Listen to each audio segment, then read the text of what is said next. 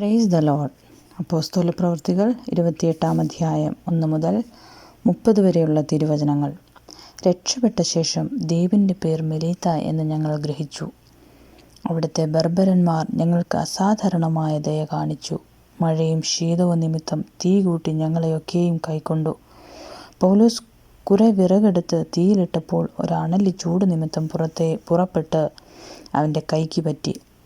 ആ ജന്തു അവൻ്റെ കൈമേൽ തൂങ്ങുന്നത് ബർബരന്മാർ കണ്ടപ്പോൾ, ഈ മനുഷ്യനൊരു കൊലപാതകൻ സംശയമില്ല. കടലിൽ നിന്ന് രക്ഷപ്പെട്ടിട്ടും നീതിദേവി അവനെ ജീവിച്ചിരിപ്പാൻ സമ്മതിക്കുന്നില്ല എന്ന് തമ്മിൽ പറഞ്ഞു. അവൻ ആ ജന്തുവിനെ തീയിൽ കുടഞ്ഞു കളഞ്ഞു. ദോഷമൊന്നും പറ്റിയില്ല. അവൻ വീർക്കുകയോ പെട്ടെന്ന് ചത്തു വീഴുകയോ ചെയ്യും എന്ന് വെച്ച് അവർ കാത്തു നിന്നു. വളരെ നേരം കാത്തു നിന്നിട്ടും അവൻ ആപത്തൊന്നും ഭവിക്കുന്നില്ല എന്ന് കണ്ട് മനസ്സുമാറി അവനൊരു ദേവൻ എന്ന് പറഞ്ഞു. ആ സ്ഥലത്തിൻ്റെ സമീപത്ത് പുബ്ലിയോസ് എന്ന ദ്വീപ് പ്രമാണിക്ക് ഒരു ജന്മഭൂമി ഉണ്ടായിരുന്നു. അവൻ ഞങ്ങളെ ചേർത്ത് 3 ദിവസം ആദരവോടെ അതിഥി സൽക്കാരം ചെയ്തു. പുബ്ലിയോസിൻ്റെ അപ്പൻ പനിയും അതിസാരവും പിടിച്ച് കിടപ്പായിരുന്നു. പൗലോസ് അവൻ്റെ അടുക്കൽ അകത്ത് ചെന്ന് പ്രാർത്ഥിച്ച് അവൻ്റെ മേൽ കൈവച്ച് സൗഖ്യം വരുത്തി. ഇത് സംഭവിച്ച ശേഷം ദ്വീപിലെ മറ്റ് ദീനക്കാരും വന്ന് സൗഖ്യം പ്രാപിച്ചു. അവരും ഏറിയ സമ്മാനം തന്ന് ഞങ്ങളെ മാനിച്ചു. ഞങ്ങൾ കപ്പൽ കയറുന്ന സമയം ആവശ്യമുള്ളത് കയറ്റി തന്നു. 3 മാസം കഴിഞ്ഞ ശേഷം ആ ദ്വീപിൽ ശീതകാലം കഴിച്ചു കിടന്നിരുന്ന അശ്വിനി ചിഹ്നമുള്ള ഒരു അലക്സാന്ദ്രിയ കപ്പലിൽ ഞങ്ങൾ കയറി പുറപ്പെട്ടു. സുറക്കൂസയിൽ കരക്കിറങ്ങി 3 നാൾ പാർത്തു. അവിടെ നിന്ന് ചുറ്റിയോടി രേഗ്യോനിലെത്തി. 1 ദിവസം കഴിഞ്ഞിട്ട് തെക്കൻ കാറ്റടിച്ചതിനാൽ പിറ്റേന്ന് പുത്തല്ലിയിലെത്തി. അവിടെ സഹോദരന്മാരെ കണ്ടു. തങ്ങളോടുകൂടി 7 നാൾ താമസിക്കണം എന്ന് അവർ അപേക്ഷിച്ചു. പിന്നെ ഞങ്ങൾ റോമയിലെത്തി. അവിടുത്തെ സഹോദരന്മാർ ഞങ്ങളെ വർത്തമാനം കേട്ടിട്ട് അഭയപുരവും ത്രിമണ്ഡപവും വരെ ഞങ്ങളെ എതിരേറ്റു വന്നു. അവരെ കണ്ടിട്ട് പൗലോസ് ദൈവത്തെ വാഴ്ത്തി ധൈര്യം പ്രാപിച്ചു. റോമയിലെത്തിയ ശേഷം തനിക്ക് കാവലായ പടയാളിയോടുകൂടെ വേറിട്ട് പാർപ്പാൻ പൗലോസിന് അനുവാദം കിട്ടി. 3 ദിവസം കഴിഞ്ഞിട്ട് അവൻ യഹൂദന്മാരിൽ പ്രധാനികളായവരെ വിളിപ്പിച്ചു. അവർ വന്നുകൂടിയപ്പോൾ അവരോട് പറഞ്ഞത്, സഹോദരന്മാരെ, ഞാൻ ജനത്തിനോ പിതാക്കന്മാരുടെ ആചാരങ്ങൾക്കോ വിരോധം ഒന്നും ചെയ്തിട്ടില്ലാതിരിക്കെ എന്നെ യെരൂശലേമിൽ നിന്ന് ബദ്ധനായി റോമക്കാരുടെ കയ്യിൽ ഏൽപ്പിച്ച് അവർ വിസ്തരിച്ചാറെ മരണയോഗ്യമായതൊന്നും എന്നിൽ കാണാകിയാൽ എന്നെ വിട്ടയപ്പാൻ അവർക്ക് മനസ്സുണ്ടായിരുന്നു.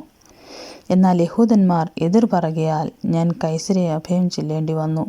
എൻ്റെ ജാതിയുടെ നേരെ അന്യായം ബോധിപ്പാൻ എനിക്ക് യാതൊന്നും ഉണ്ടായിട്ടല്ലതാനും. ഇത് ഹേതുവായി നിങ്ങളെ കണ്ട് സംസാരിക്കണമെന്ന് വെച്ച് ഞാൻ നിങ്ങളെ വിളിപ്പിച്ചു. ഇസ്രായേലിൻ്റെ പ്രത്യാശ നിമിത്തം ആകുന്നു ഞാൻ ഈ ചങ്ങല ചുമക്കുന്നത്. അവർ അവനോട്, നിന്റെ സംഗതിക്ക് യഹൂദിയിൽ നിന്ന് ഞങ്ങൾക്ക് എഴുത്തു വരികയോ സഹോദരന്മാരിൽ ആരും വന്ന് നിന്നെക്കൊണ്ട് യാതൊരു ദോഷവും പറയുകയോ ചെയ്തിട്ടില്ല. എങ്കിലും ഈ മതഭേദത്തിന് എല്ലായിടത്തും വിരോധം പറയുന്നുവെന്ന് ഞങ്ങൾ അറിയുന്നതിനാൽ നിന്റെ മതം ഇന്നത് എന്ന് നീ തന്നെ പറഞ്ഞു കേൾപ്പാൻ ആഗ്രഹിക്കുന്നു എന്ന് പറഞ്ഞു. ഒരു ദിവസം നിശ്ചയിച്ചിട്ട് പലരും അവൻ്റെ പാർപ്പിടത്തിൽ അവൻ്റെ അടുക്കൽ വന്നു. അവരോട് അവൻ ദൈവരാജ്യത്തിന് സാക്ഷ്യം പറഞ്ഞു. മോശയുടെ ന്യായപ്രമാണവും പ്രവാചക പുസ്തകങ്ങളും ആധാരമാക്കി യേശുവിനെക്കുറിച്ച് അവർക്ക് ബോധം വരുമാറ് രാവിലെ തുടങ്ങി സന്ധ്യ വരെ വിവരിച്ചു. അവൻ പറഞ്ഞത് ചിലർ സമ്മതിച്ചു, ചിലർ വിശ്വസിച്ചില്ല. അവർ തമ്മിൽ യോജിക്കാതെ പിരിഞ്ഞു പോകുമ്പോൾ പൗലോസ് അവരോട് ഒരു വാക്ക് പറഞ്ഞതെന്തെന്നാൽ, നിങ്ങൾ ചെവി കൊണ്ട് കേട്ടിട്ട് ഗ്രഹിക്കാതിരിക്കും, കണ്ണുകൊണ്ട് കണ്ടിട്ടും കാണാതിരിക്കും. കണ്ണുകൊണ്ട് കാണാതെയും ചെവി കൊണ്ട് കേൾക്കാതെയും ഹൃദയം കൊണ്ട് ഗ്രഹിച്ച് മനം തിരിയാതെയും ഞാൻ അവരെ സൗഖ്യമാക്കാതെയും ഇരിക്കേണ്ടതിന് ഈ ജനത്തിൻ്റെ ഹൃദയം തടിച്ചിരിക്കുന്നു.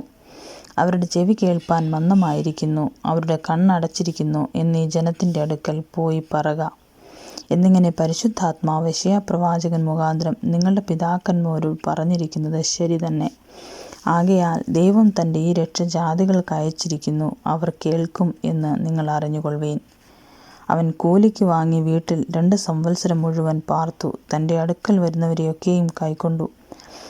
പൂർണ്ണ പ്രാഗൽഭ്യത്തോടെ വിഘ്നം കൂടാതെ ദൈവരാജ്യം പ്രസംഗിച്ചും കർത്താവായ യേശുക്രിസ്തുവിനെക്കുറിച്ച് ഉപദേശിച്ചും പോന്നു. ആമേൻ.